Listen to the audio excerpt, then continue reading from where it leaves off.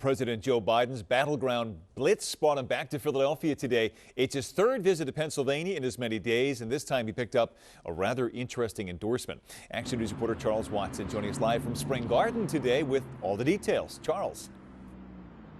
Yeah, hey, Brian, as you mentioned, President Biden making his third campaign stop here in Pennsylvania this week alone as he tries to shore up votes in this key battleground state. Now, the president's plan includes stopping in urban areas such as Pittsburgh and Scranton, and of course here in Philadelphia, where the president campaigned today and picked up a key endorsement from a big name in politics. There's nothing beyond our capacity when we do it together. In 2024, we have a chance to make hope and history rhyme again. President Biden campaigning in North Philadelphia today, packing dozens of supporters in the Martin Luther King Jr. Recreation Center in a push to get out the vote ahead of Tuesday's primary. The president spoke about the differences between him and likely Republican challenger Donald Trump.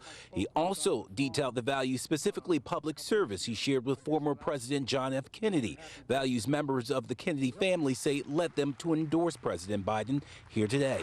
We want to make crystal clear our feeling that the best way forward for America is to re-elect Joe Biden and Kamala Harris to 4 more years. The Kennedy family's endorsement coming as fellow family member and independent presidential candidate Robert F. Kennedy Jr. could prove to be a spoiler, potentially boosting Donald Trump and imperiling Biden's chances. RFK Jr. responding to his family's endorsement of Biden today, saying in part in the statement, quote, "I am pleased they are politically active. It's a family tradition. We are divided in our opinions, but united in our love for each other."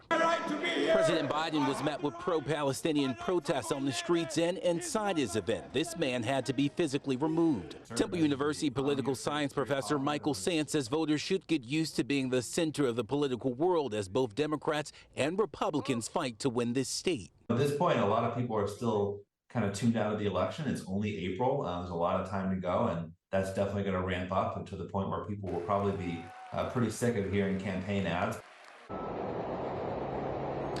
Yeah, and the president really working to win over folks today. He made a stop at Wawa in their Independence Mall a short time ago where he met up with Mayor Sherrell Parker. Now, in terms of the Kennedys, just a few moments ago, we saw Joe Kennedy III making good on his promise to help President Biden get reelected. We saw him just a few moments ago here in the Spring Garden section of the city knocking on doors and talking to neighbors as he tries to help build a coalition big enough to send Biden back to the White House for a second term. For now, we're live in Spring Garden. Charles Watson, Channel 6, Action News, Brian. Okay, Charles, thank you.